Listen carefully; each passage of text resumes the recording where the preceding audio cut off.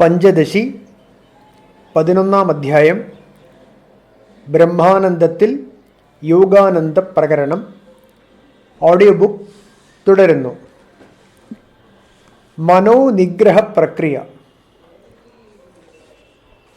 പക്ഷേ സങ്കല്പ നിരോധ രൂപത്തിലുള്ള മനോനിഗ്രഹം വിചാരിക്കും പോലെ അത്ര എളുപ്പമല്ലെന്ന് കരുതി ശ്രമം ഉപേക്ഷിക്കുന്നതിന് അർത്ഥവുമില്ല. ഒരു കുശപ്പുല്ല് സമുദ്രത്തിൽ മുക്കി അങ്ങനെ ഓരോ തുള്ളി വീതം ദൂരെ കൊണ്ടൊഴിക്കുക. ഇങ്ങനെ പ്രയത്നം തുടർന്നാൽ എത്ര കാലം കൊണ്ട് സമുദ്രം വറ്റും? ഇതുപോലെ കഠിനമായ പ്രക്രിയയാണ് മനോനിഗ്രഹം. അസാധ്യമാണെന്ന് കാണിക്കാനല്ല, ശ്രമസാധ്യമാണെന്ന് കാണിക്കുവാനാണ് മുൻ പറഞ്ഞ ദൃഷ്ടാന്തം. ആരംഭവേളയിൽ വിജയമൊന്നും ഉണ്ടായില്ലെങ്കിൽ തന്നെ തളരാതെ പ്രയത്നം തുടരേണ്ടതാണ്. അങ്ങനെയായാൽ ക്രമേണ മനസ്സ് നമുക്ക് വഴങ്ങി വരുന്നത് കാണാറാകും. മനസ്സ് നമ്മുടെ നിയന്ത്രണത്തിന് വഴങ്ങുന്നു എന്ന തോന്നൽ തന്നെ അസാധാരണമായ ഒരു സുഖത്തിൻ്റെ ആവിർഭാവത്തിന് കാരണമായിത്തീരും. വേദത്തിൽ ഒരു കഥയുണ്ട്. ബൃഹദ്രഥൻ എന്ന രാജാവ് ഒരിക്കൽ ശാകായന്യൻ എന്ന മുനിയെ സമീപിച്ച് സുഖം എന്താണെന്ന് ചോദിച്ചു. സമാധിരൂപം വിവരിച്ചു കൊടുത്തുകൊണ്ടാണ് മുനി സുഖത്തെ വിശദീകരിച്ചു കാട്ടിയത്. വിറകെരിഞ്ഞു തീർന്നാൽ അഗ്നി അതിൻ്റെ ഉത്പത്തി സ്ഥാനത്ത് സ്വയം ലയിക്കുന്നു. അതുപോലെ സങ്കല്പവൃത്തികൾ ഒടുങ്ങിയാൽ ചിത്തവും അതിൻ്റെ ഉത്പത്തി സ്ഥാനത്തിൽ ഉപശമിക്കുന്നു. സത്യദർശനത്തിനുള്ള കടുത്ത അഭിലാഷത്തോടു കൂടിയാണ് മനസ്സ് അങ്ങനെ ഉപശമിക്കുന്നത്. ഉപശമം പ്രാപിച്ച മനസ്സ് ഇന്ദ്രിയാർത്ഥങ്ങളെ മുഴുവൻ പുറന്തള്ളുന്നു. ആ മനസ്സിന് കർമ്മവശാനുഗങ്ങളായ സുഖദുഃഖങ്ങൾ തികച്ചും അസത്യങ്ങളായിത്തീരുന്നു. ചിത്തമൊന്നു മാത്രമാണ് സംസാരം. ബ്രഹ്മാണ്ഡം എത്ര വലുതായാലും അത് അനുഭവിക്കാൻ മനുഷ്യൻ്റെ കയ്യിലുള്ള ഒരേ ഒരു ഉപകരണം അവൻ്റെ കൊച്ചു മനസ്സു മാത്രമാണെന്നുള്ള കാര്യം ലോകം മറന്നുപോകുന്നു. അതിൻ്റെ കെടുതികളാണ് ഇന്നു കാണുന്ന കോലാഹലങ്ങളെല്ലാം. ചിത്തത്തിൻ്റെ സ്വരൂപം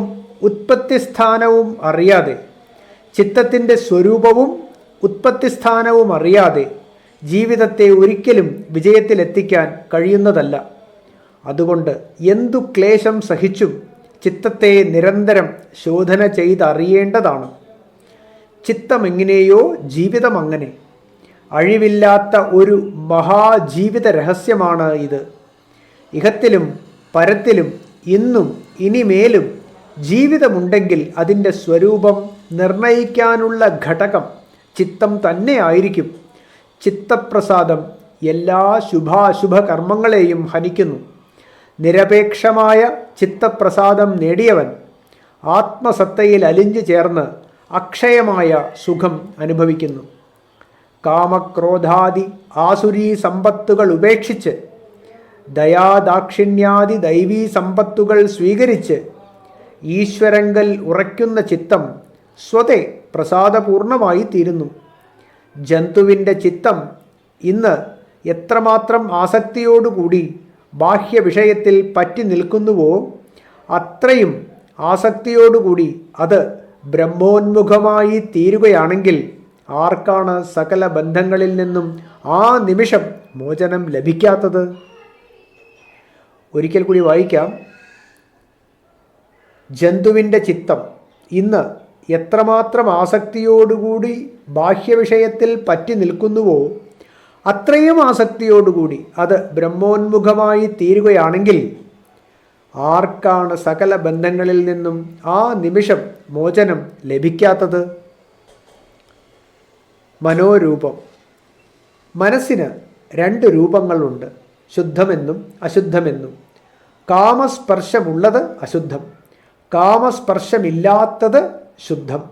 അഥവാ ബാഹ്യവിഷയങ്ങളിൽ പറ്റി നിൽക്കുന്നത് അശുദ്ധം, ബാഹ്യവസ്തുക്കളിൽ ശങ്കിക്കാതെ ഒഴിഞ്ഞു നിൽക്കുന്നത് ശുദ്ധം. മനുഷ്യൻ്റെ ബന്ധമോക്ഷങ്ങൾക്ക് ഒരേ ഒരു കാരണം മനസ്സാണ്. ബാഹ്യവിഷയങ്ങളിൽ ആസക്തമായ മനസ്സ് ബന്ധകാരണമായിത്തീരുന്നു. നിസ്സംഗമായി ബാഹ്യ വിഷയങ്ങളിൽ നിന്നും അകന്ന മനസ്സ് മോക്ഷത്തെയും നേടിത്തരുന്നു. വിഷയവൈരാഗ്യമാണ് മോക്ഷം. വിഷയസുഖ ആസക്തിയാണ് ബന്ധം. ഇത്രയുള്ളൂ വേദാന്ത വിജ്ഞാനം. എങ്ങനെയാണോ ഇഷ്ടം അങ്ങനെ ജീവിക്കാം. സമാധിസുഖം. ബ്രഹ്മസ്വരൂപവുമായുള്ള ബുദ്ധിയുടെ ഏകീഭാവമാണ് സമാധി. മനസ്സെല്ലാം അകന്ന് സമാധിയിലെത്തി നിൽക്കുന്ന മനസ്സ് അനന്തസുഖത്തിൽ മുങ്ങുന്നു. ഇതാണ് നേരിട്ടുള്ള ആത്മസുഖം. വാക്കുകൾ കൊണ്ട് ഈ സുഖത്തിൻ്റെ സ്വരൂപം വർണ്ണിച്ച് വെളിപ്പെടുത്താൻ കഴിയുന്നതല്ല. ഇതിനെ സൂക്ഷ്മമായ ബുദ്ധി കൊണ്ട് ഗ്രഹിക്കുക മാത്രമേ സാധ്യമാവൂ. ബ്രഹ്മസുഖപ്രാപ്തി. സമാധി അത്യന്ത ദുർലഭമല്ലേ? എല്ലാവർക്കും അത് എളുപ്പത്തിൽ കിട്ടാൻ പറ്റുന്നതല്ലല്ലോ. സംശയം ശരിയാണ്. വളരെക്കാലം സമാധി ലഭ്യമായില്ലെങ്കിൽ വേണ്ട. എങ്കിലും ഉദാസീന വേളകളിൽ വിഷയസമ്പർക്കം കൂടാതെ മനസ്സിനുണ്ടാകുന്ന ക്ഷണികമായ ബ്രഹ്മാനന്ദം ഊഹിച്ചറിയാൻ എന്താണ് പ്രയാസം? എങ്ങനെയും ഞാൻ ബ്രഹ്മാനന്ദം നേടും എന്ന നിശ്ചയത്തോടുകൂടി പ്രവർത്തിക്കുന്ന ശ്രദ്ധാലു സമാധിലാഭത്തിനായി നിരന്തരം യത്നിക്കുന്നു. ക്ഷണികമായ സമാധിലാഭം കൈവരുന്ന ബുദ്ധി എപ്പോഴും ആ ബ്രഹ്മാനന്ദം നിലനിൽക്കുന്നുണ്ടെന്ന് തന്നെ ബോധിക്കുന്നു. അതറിയുന്നയാൾ ഉദാസീന വേളകളിൽ സ്വതസിദ്ധമായി ലഭിക്കുന്ന വാസനാനന്ദത്തെ തള്ളിക്കളഞ്ഞ് മുഖ്യമായ ആത്മാനന്ദത്തെ തന്നെ ഭാവന ചെയ്യുന്നതിൽ തൽപരനായി വർത്തിക്കുന്നു. പരപുരുഷനിൽ അനുരക്തയായ സ്ത്രീ ഗൃഹകർമ്മങ്ങൾ നടത്തുമ്പോഴും സ്വകാമുക സംഘരസായനം ആസ്വദിക്കുന്നു എന്ന് മുൻപ് ദൃഷ്ടാന്തം കാണിച്ചിട്ടുണ്ടല്ലോ. അതുപോലെയാണ് പരമസത്യത്തിൽ വിശ്രമിക്കുന്ന ധീരൻ്റെയും കഥ. അദ്ദേഹം അകത്തോ പുറത്തോ എന്തു പ്രവർത്തനങ്ങളിൽ ഏർപ്പെട്ടിരുന്നാലും ആത്മസുഖം നിരന്തരം ആസ്വദിച്ചുകൊണ്ട് തന്നെ അതെല്ലാം നിറവേറ്റുന്നു. എന്താണ് ഈ ധീരത്വം? ഇന്ദ്രിയങ്ങൾ പ്രബലങ്ങളായി വർത്തിക്കുന്നു. വിഷയങ്ങളെ എടുത്തുകാട്ടി അവ മനസ്സിനെ പ്രലോഭിപ്പിക്കുകയും ചെയ്യുന്നു. എങ്കിലും ഉത്തമമായ ബ്രഹ്മസുഖത്തെ കാക്ഷിച്ചുകൊണ്ട് ഇന്ദ്രിയങ്ങളെയെല്ലാം തിരസ്കരിക്കുന്നു.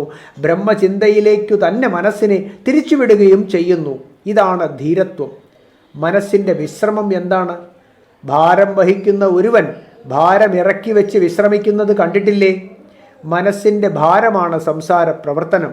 സംസാര വ്യാപാരം മുഴുവൻ ത്യജിച്ച് ആത്മസത്തയിൽ എത്തി നിൽക്കുമ്പോഴാണ് ബുദ്ധിയുടെ വിശ്രമം. പരമവിശ്രാന്തി